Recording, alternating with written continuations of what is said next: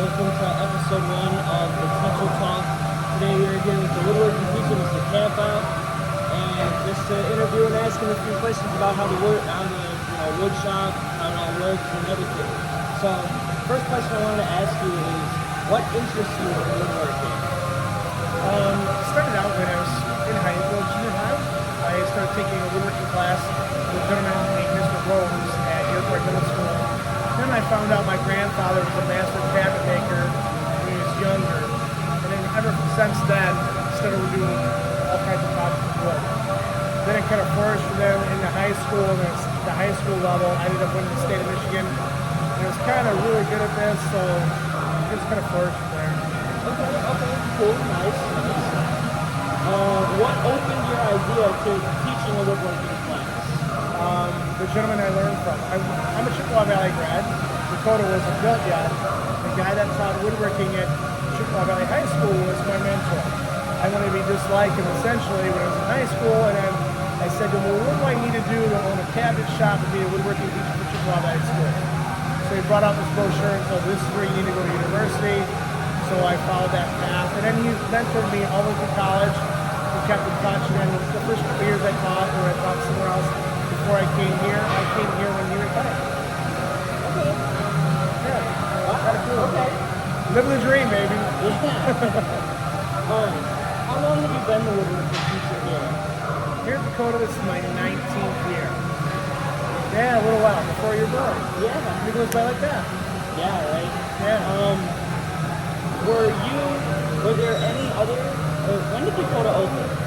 Dakota opened in 1995 with a partial class. And what I mean by that is they had freshmen and sophomores in 1995. The only reason I know that is because my brother was the first graduating class from Dakota High School in 1990. Okay.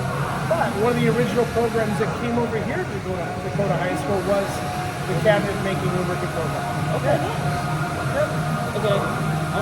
What kind of technology and tools do you guys work with in this class?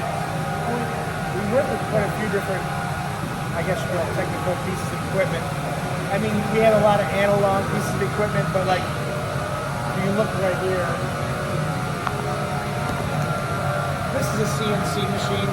So this is computer numeric control. Obviously it's off right now because we're not using it, but essentially you draw a drawing of whatever parts you need to on the computer, and then you can go ahead and produce those over and over again on this piece of equipment. It's pretty technical. The thing is if you do learn how to use this piece of equipment effectively and you're very proficient, you can make a very good living working for someone else doing that. Also, if I grab this, grab that. This is just a small example of something that can be done with a laser. So like another piece of equipment is the laser. We will have our own dedicated laser in the shop come June this year, which is the end of the year, I know. But we have access to the 2 other lasers in the building, and we won a grant, so we're going to have another laser. We're going to have a laser bought in a year as well. So some kind of neat tools to work with as far as technology goes. Yeah. Okay. Now, what kind of tools would you say are like the essentials in this class? Like, what do you use on like the daily? The most important tool in a lot of cabinet makers, millworkers, they'll say your table saw is the center of your shop. Essentially, we use the table saw for a lot of applications. I think just about every piece of material that goes into a project at some point or another ends up on a table saw. So I'd have to say the table saw is the most versatile, most widely used tool in the shop. Okay. And yeah, that's kind of what I figured. Yeah. So, which actually, kind of good you said that because it leads on to my next question. Do the table saws have some sort of like saw stop system in case someone gets like a finger caught in there? Yes. You know because you were in here. Yeah. The saw stop is a cabinet saw that we have in here that uses technology inside of it where if the human body comes in contact with the blade drops out immediately and stops turning.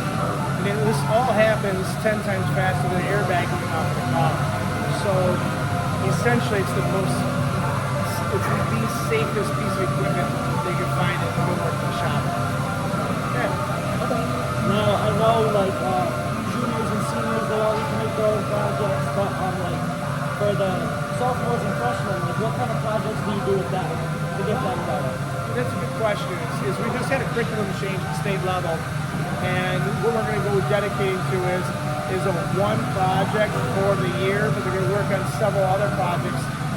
When I say one project, it's one project they get the team, but they'll work on 3 separate projects, and inside those projects, they're going to build all the mandatory skills so that way they go out and secure employment when they leave to go to high school if they choose to.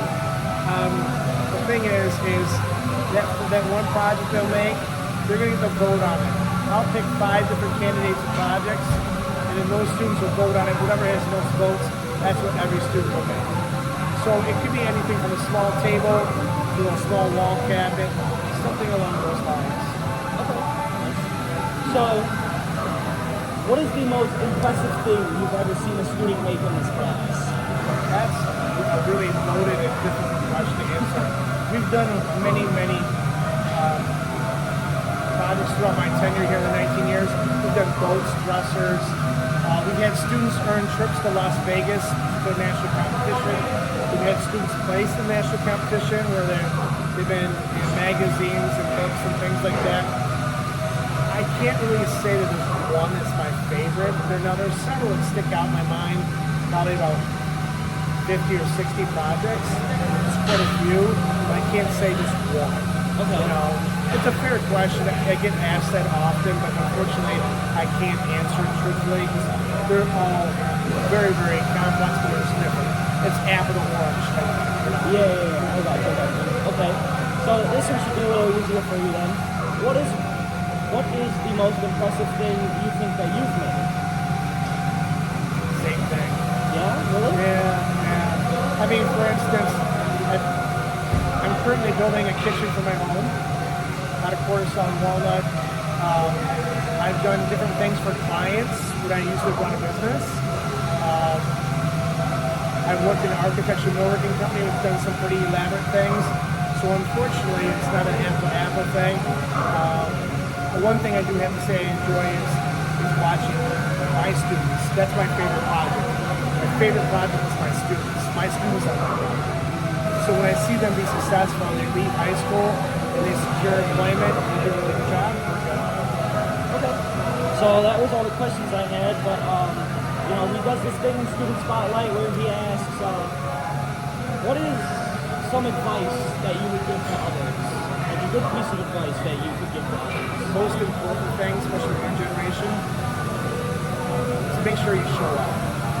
What I mean by that is, whatever you decide to do, just make sure you do the best that you possibly can on a day-to-day basis, and you're going to be successful no matter what.